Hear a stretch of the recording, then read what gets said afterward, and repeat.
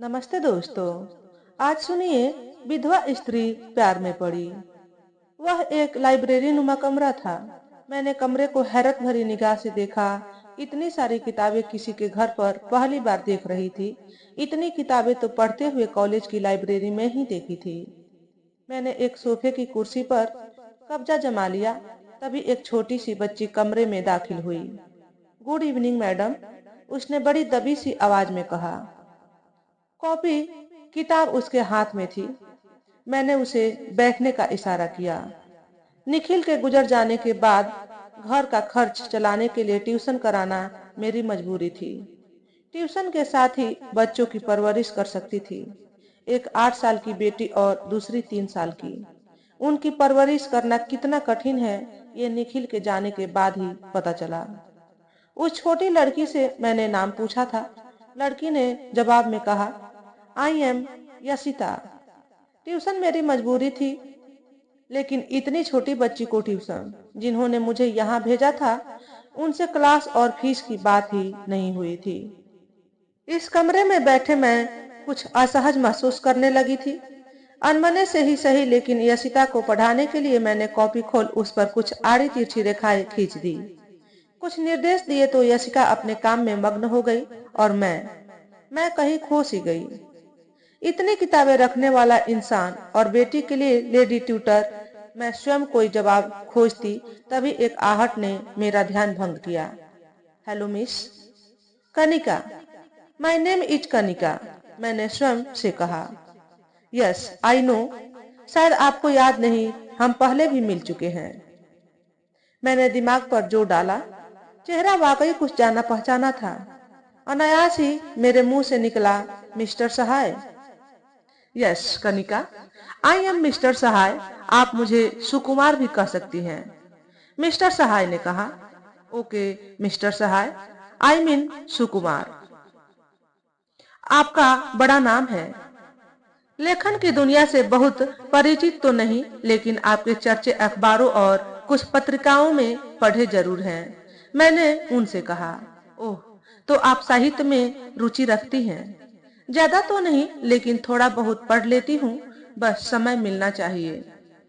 अभी एक शांति सी कमरे में पसर गई है।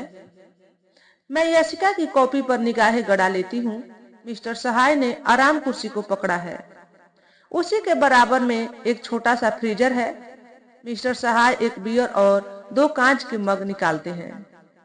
मग में बियर डालने की आवाज से मेरी निगाह ऊपर उठती है। एक आदमी और 2 मग। मैं कुछ बोलती इससे पहले ही मिस्टर सहाय एक मग उठाकर मेरी तरफ बढ़ाते हैं। मिस कनिका, लीजिए, कुछ ठंडा हो जाए। जी, लेकिन ये तो बियर है। और मैं आगे कुछ बोल पाती उससे पहले ही मिस्टर सहाय बोल पड़ते हैं। मिस कनिका, बी बोल्ड यार, आप नए जमाने की महिला हैं। निखिल के साथ एक जमाने में हमारे बिजनेस रिलेशन थे। आज वे यहाँ नहीं हैं। वक्त ने उन्हें इस दुनिया से जुदा कर दिया, लेकिन आपके जज्बे को मैं सलाम करता हूँ।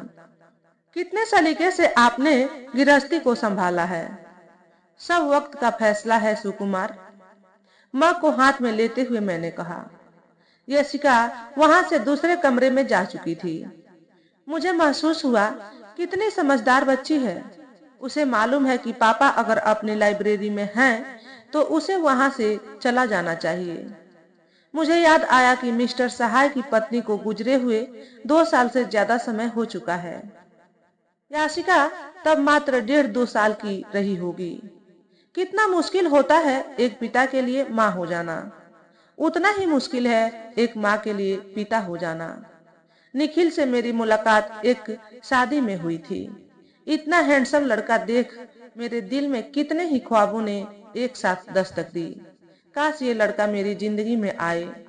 मैं ये सब सोच ही रही थी कि निखिल मेरे पास आया और उसने कहा था, मिस, बहुत खूबसूरत है आप। क्या मैं आपका नाम जान सकता हूँ? जी, कनिका शर्मा। मिस कनिका, मुझे निखिल कहते हैं। छोटा सा कारोबार है, चोपड़ा सर्जिकल के नाम से, जिसका प्रॉपर राइटर मैं ही हूँ। हैंडीकैप लोगों के उपकरण बनाता हूँ। ये एक समाज सेवा भी है और बिजनेस भी। निखिल ने एक ही पल में अपना पूरा बायोडाटा मेरे सामने रख दिया था। इस एक मुलाकात ने हमने बहुत करीब का खड़ा किया। 2-4 मुलाकातों के बाद ही बात शादी तक पहुंच गई थी। मेरे पापा डॉक्टर थे, इसलिए मेरे लिए अपने ही लाइन के लड़के की खोज में थे।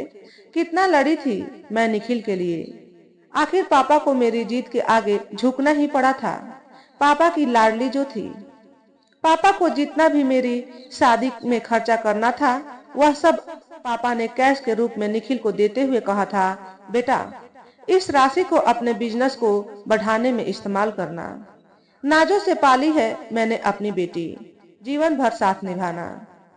साथ निभाने पर याद आया, वह एक मनहूस रात थी।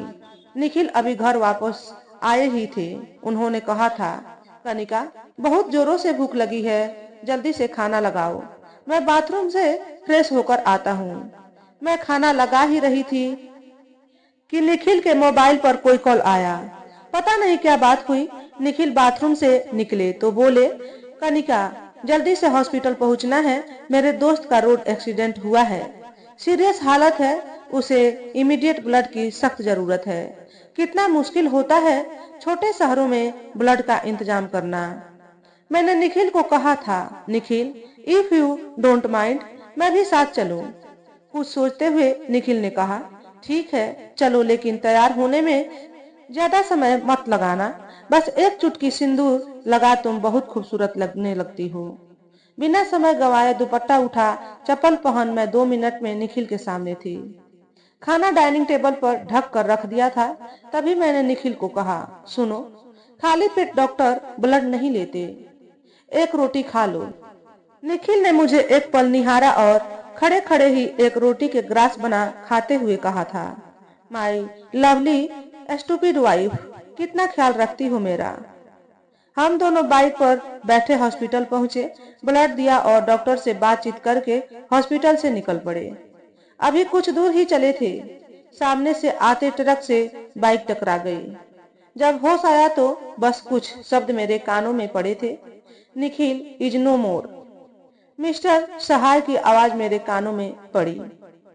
मिस कनिका कहाँ खो गई? बियर का गिलास गर्म हो जाएगा। कुछ नहीं सुकुमार, बस वह मनहूस रात याद हो आई थी जब निखिल, हाँ कनिका, शहर की सबसे दर्दनाक रात थी वह। हमारे शहर में तब मातम का माहौल था। होनी बलवान है, मैंने मिस्टर सहाय से कहा। सुकुमार आज मूड नहीं, आप बियर एंजॉय कीजिए, फिर कभी कंपनी दूंगी। कहकर मैं हाथ में लिया गिलास मेज पर रख उठ खड़ी हुई थी। याशिका को पढ़ाना शुरू कर दिया था। याशिका की रोजमर्रा की जरूरतें यूं तो सुकुमार पूरी करते, लेकिन मुझे महसूस हुआ एक माँ के काम करने का जो तरीका होता है वह एक पिता का कभी नहीं हो सकता। धीरे धीरे मैंने याशिका के बहुत से छोटे मोटे काम करने देखने शुरू कर दिए। मिस्टर सुकुमार बेटी का बहुत ख्याल रखते, उसके कपड़ों से लेकर उसकी अलमारी, उसके खिलौने, उसकी किताबें सब करीने से लगी होती। किचन में नूडल से लेकर अन्य जरूरत की चीजें भी रखी होती। जब मैं पढ़ाने जाती तो याशिका का दूध तैयार करके मग उसके हाथ में रखती और कहती, हमारी बिटिया रानी जितनी जल्दी पिएगी उतनी जल्दी बड़ी होगी। उसका जवाब होता, ओके मिस, और एक बार में मग का दूध खत्म करके रख देती। मुझे याचिका के लिए काम करना अच्छा लगता। इधर मैंने महसूस किया कि सुकुमार मुझे खूब बातें करते, अपने निजी जीवन की, अपने लेखन की, अपने अकेलेपन की। मुझे महसूस होता कि सुकुमार मुझसे कुछ कहना चाहते हैं लेकिन कह नहीं पाते। याशिका से स्नेह बढ़ता जा रहा था। मुझे लगने लगा जैसे जिंदगी की और जरूरतें हैं, वैसे ही याशिका भी मेरी जरूरत में शुमार हो गई है। एक शाम मैं निर्धारित समय पर याशिका को पढ़ाने गई। मैं अक्सर उसे सुकुमार की लाइब्रेरी में ही पढ़ाती थी। उस समय सुकुमार वहां नहीं आते थे। अभी 1 घंटा ही बीता होगा। मैं लगभग सारा होमवर्क उसे करा चुकी थी। तभी सुकुमार लाइब्रेरी आए। मैंने कहा, सर याशिका को होमवर्क करा दिया है, वह दूध भी पी चुकी है, सब्जियां बनी हुई हैं, बस रोटियां सेक लेना, मैं अब निकलती हूँ। रुकिए न मिस कनिका, हमसे तो बात किए अरसा हो गया, एक उधार भी बाकी है। इजाजत हो तो चिल्ड बियर का एक एक मग हो जाए। सुकुमार, यूं तो मूड नहीं, लेकिन आपका आग्रह बार बार टालने का मतलब आपको नाराज करना होगा, और आपको हम नाराज करना नहीं चाहते। मैंने आगे कहा, लाइए आज ड्रिंक हम बनाते हैं। मैंने 2 गिलास उठाए और बियर की बजाय वोडका की बोतल उठा 2 पैक बनाए। एक में 60 ml और दूसरे में 30 ml सोडा डालकर एक गिलास में पानी डाला। गिलास में मेज पर रखा। मैंने कहा, लीजिए सुकुमार, हैव अ चीयर्स। दोनों ने अपना अपना गिलास उठाया और आपस में टकराकर होठों से लगा लिया। सुकुमार ने कहा, मिस कनिका, इतना कम पानी आपके गिलास में? मैंने पानी डाला ही कब, सिर्फ सोडा है। मैं ड्रिंक में पानी नहीं लेती, और 30 ml के 2 पैक से ज्यादा कभी नहीं। बातें हो रही थी। सुकुमार ने चौथा पैक खत्म कर लिया था। मेरी अभी दूसरी यानी लास्ट हाथ में था। गिलास रख नट्स उठाने के लिए हाथ आगे बढ़ाया ही था कि सुकुमार ने मेरी कलाई को अपने हाथ में लेते हुए कहा, मिस कनिका, यशिका की कितनी जरूरतों में तुम हाथ बटाने लगी हो। बहुत खुश रहती है वह तुम्हारा साथ पाकर। जी, मेरे मुंह से निकला। मैंने अपनी कलाई छुड़ाने का कोई उपक्रम नहीं किया।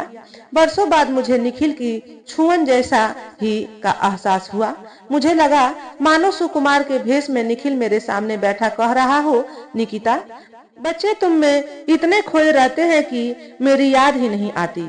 मेरी आंखों से आंसू टपकने लगे। सुकुमार का हाथ मेरे गालों पर था। मेरे आंसू पोंछ उन्होंने कहा, मिस कनिका, लगता है कुछ पुराना याद आ गया।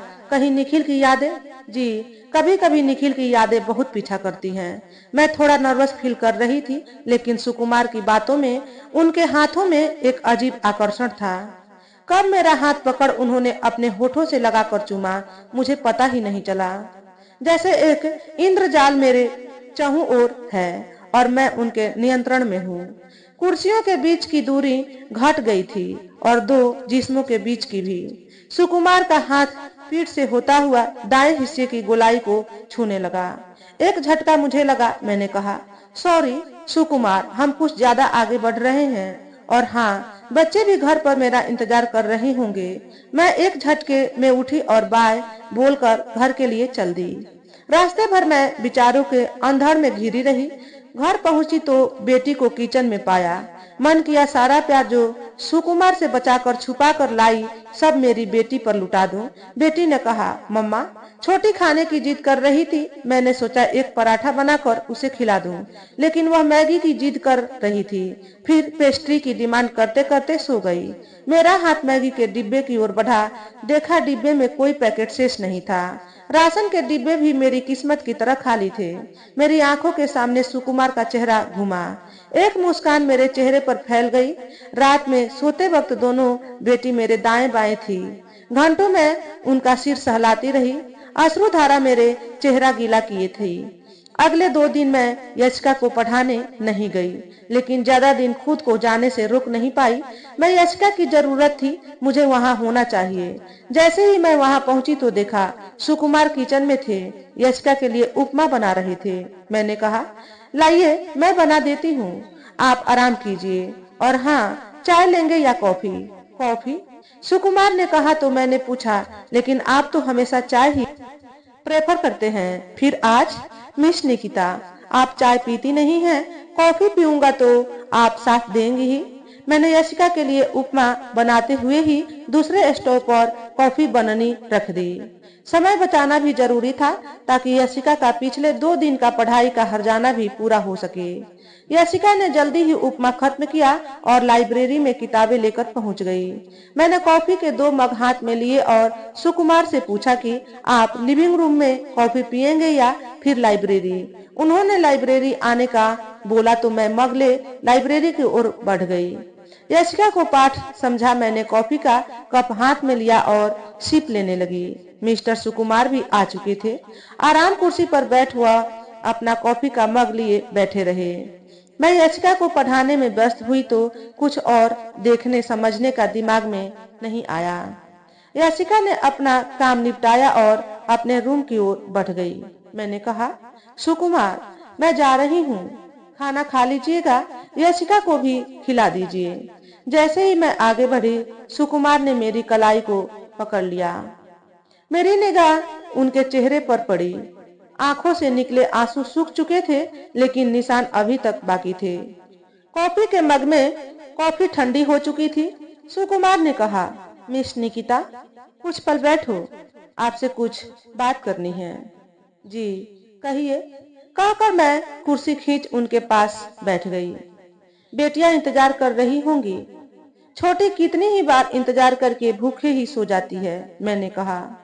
मिस कनिका, यही तो मैं कहना चाहता हूँ।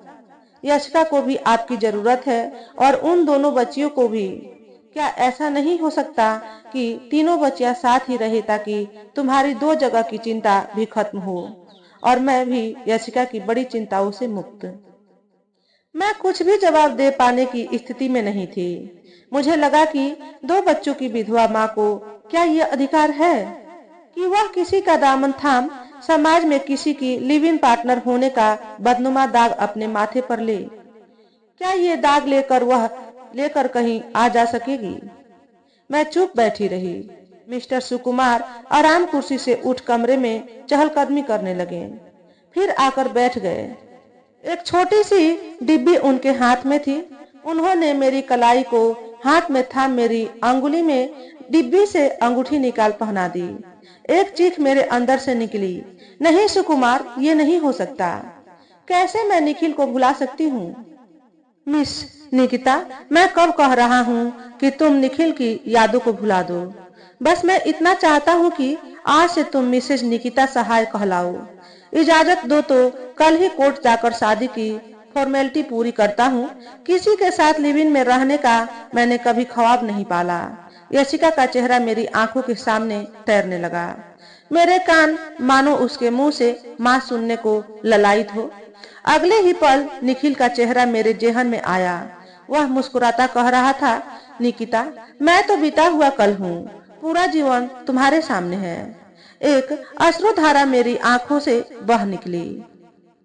तो दोस्तों, आज के वीडियो में बस इतना ही। अगर हमारे द्वारा बताई गई कहानी थोड़ी सी भी अच्छी लगी हो तो वीडियो को लाइक और शेयर करें। चैनल पर पहली बार आए हो तो चैनल को सब्सक्राइब करके बेल नोटिफिकेशन को ऑल पर सेट कर लें, ताकि आपको ऐसे ही अच्छे वीडियो देखने को मिले। हमेशा खुश रहें, हमेशा स्वस्थ रहें। वीडियो देखने के लिए आपका बहुत बहुत धन्यवाद।